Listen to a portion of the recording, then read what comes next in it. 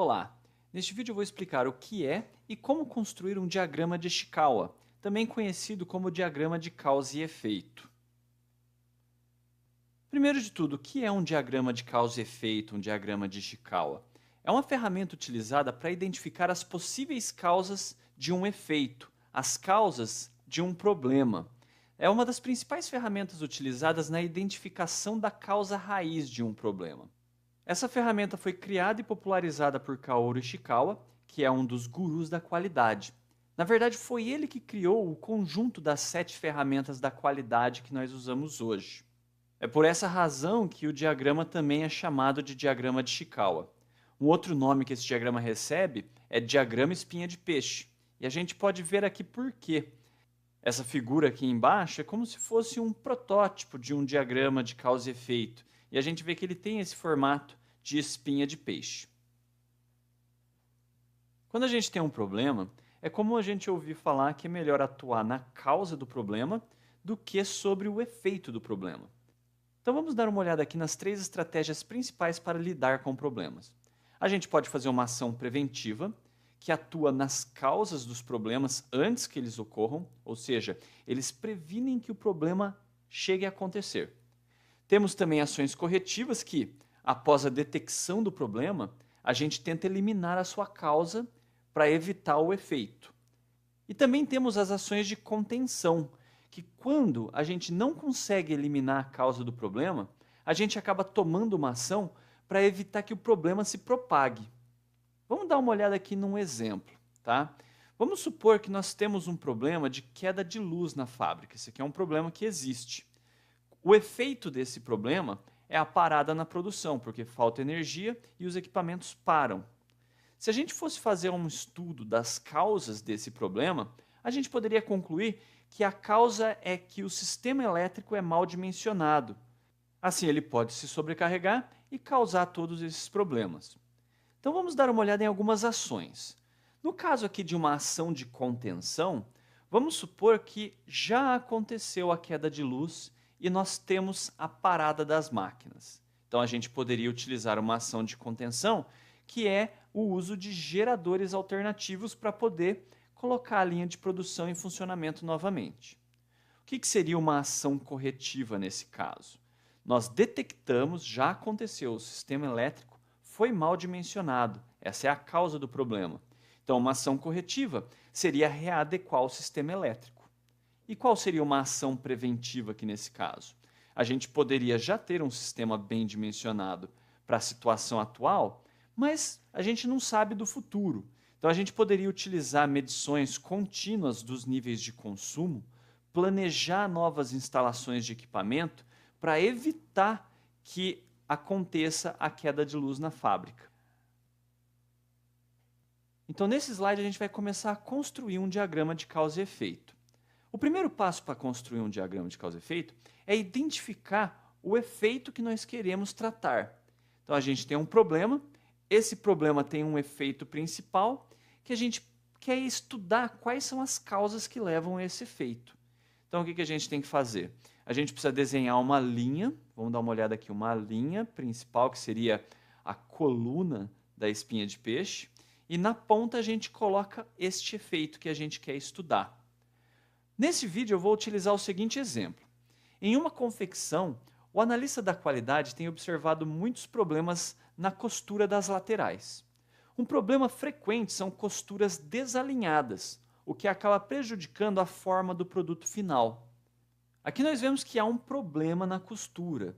E esse problema pode se manifestar de várias formas. A gente poderia ter costura solta, a gente poderia ter buraco na costura. Mas o erro que a gente está mais interessado aqui é a questão das costuras desalinhadas. Porque provavelmente o analista da qualidade ele começou a observar que é o problema que mais acontece. Então a gente pode colocar essa questão da costura desalinhada como o efeito que vai ser estudado. O passo seguinte é escolher quais vão ser as categorias que nós vamos utilizar para agrupar as causas. Essas categorias funcionam como áreas dos problemas que a gente poderia buscar causas. É uma fonte de inspiração para a gente não esquecer de tratar áreas importantes do processo. Além disso, a escolha de categorias é flexível. A gente pode escolher qualquer nome para as categorias, tá? Apesar de existirem algumas metodologias já bem estabelecidas, consolidadas, para nomear as categorias, não existe padrão, tá? A gente pode colocar o nome que a gente quiser.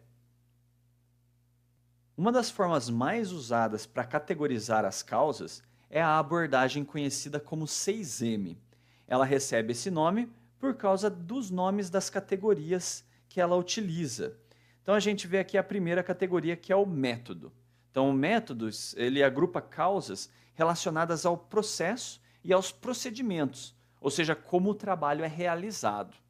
A outra categoria é a mão de obra, que são as causas relacionadas ao pessoal envolvido com o efeito, tais como capacitação, treinamento, jornada de trabalho, etc. Outra categoria é máquina, que são as causas relacionadas às máquinas, equipamentos que podem estar associados ao efeito que a gente está estudando. O material, que são as causas relacionadas aos materiais e insumos do processo. Medida, que são causas relacionadas a como o processo é medido, mensurado, calibrado. E, por fim, meio ambiente, que são características do ambiente em que o processo ocorre, tais como temperatura, umidade. Também entram aspectos como clima organizacional e motivação.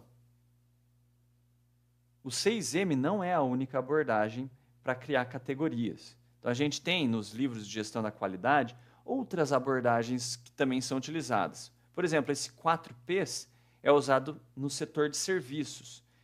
Esses Ps vêm de palavras em inglês: place, procedures, people e policies. Ou seja, o local de trabalho, os procedimentos utilizados, as pessoas envolvidas e as políticas. Também existe o 4S, que são os surroundings, suppliers, systems e skills. Ambiente de trabalho, fornecedores, sistemas e habilidades.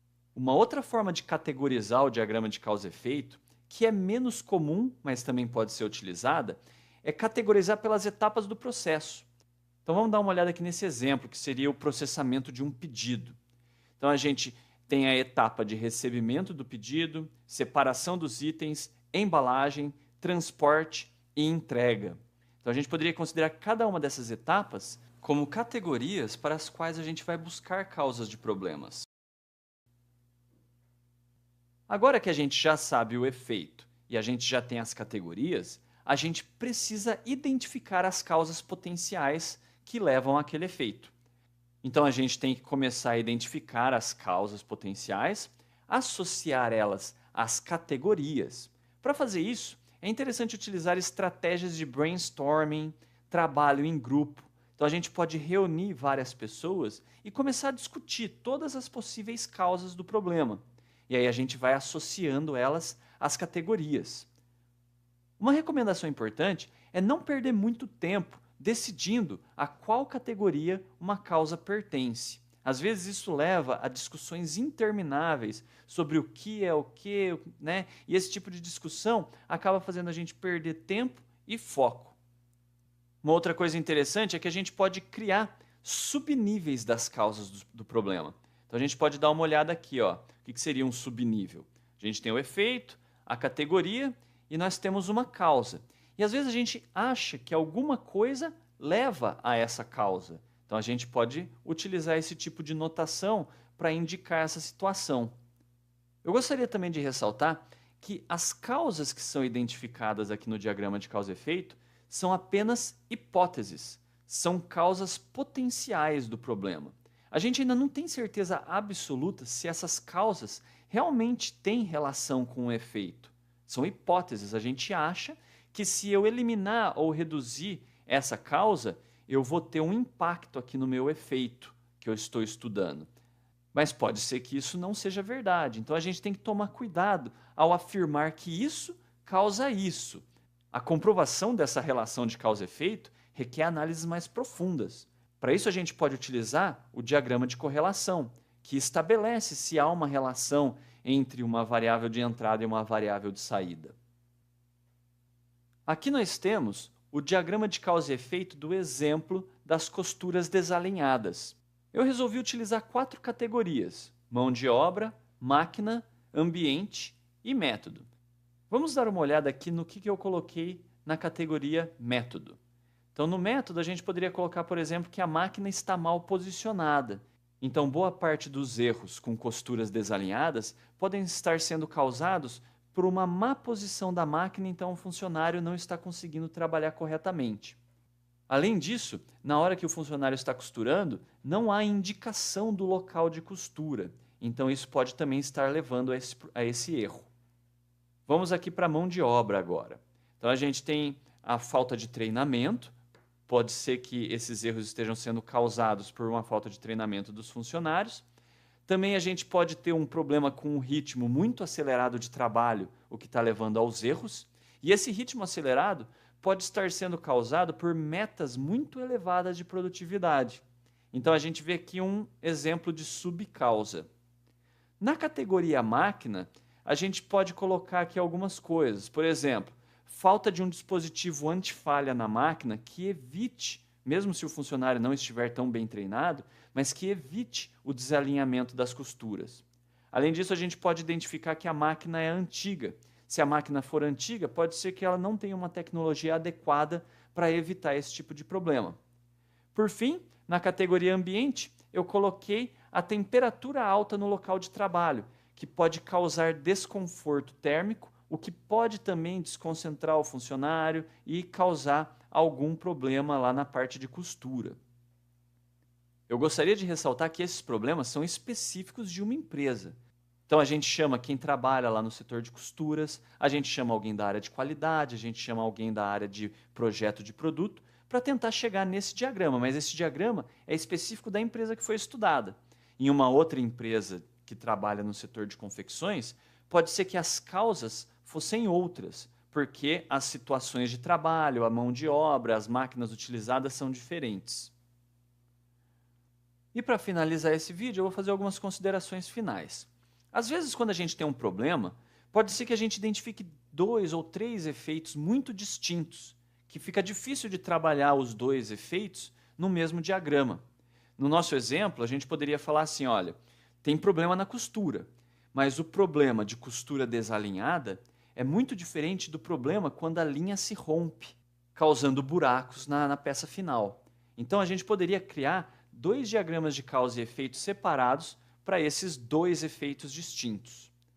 Uma outra consideração importante é que o diagrama de causa e efeito ele é melhor quando ele é feito colaborativamente, com o envolvimento de várias pessoas, principalmente pessoas que conhecem do processo, que atuam no processo. Aí, quando a gente reúne essas pessoas, para extrair as causas do problema, a gente pode utilizar cartolinas, a gente pode utilizar quadros, aí a gente vai rabiscando até chegar no conjunto de causas que levam àquele efeito. Então, é muito comum esse processo de coleta de dados ser informal e ser feito como um rascunho. Mas é interessante que depois os resultados desse brainstorming, dessa coleta de dados, sejam documentados. Ou seja, uma versão formal, eletrônica do diagrama de causa e efeito tem que ser feita e arquivada para que ela possa ser utilizada em projetos futuros. E para finalizar, eu queria dizer o seguinte, o diagrama de causa e efeito é apenas o ponto de partida para a resolução de um problema, para eliminar um efeito. Quando a gente identifica várias causas, a gente ainda precisa coletar mais dados para verificar se realmente essas causas têm relação com o efeito. A gente também precisa propor planos de ação que vão atuar sobre essas causas e possivelmente eliminar o problema. Então eu queria ressaltar que o diagrama de causa e efeito é só o ponto de partida. Tá? A gente ainda tem muita coisa para fazer até conseguir eliminar um problema.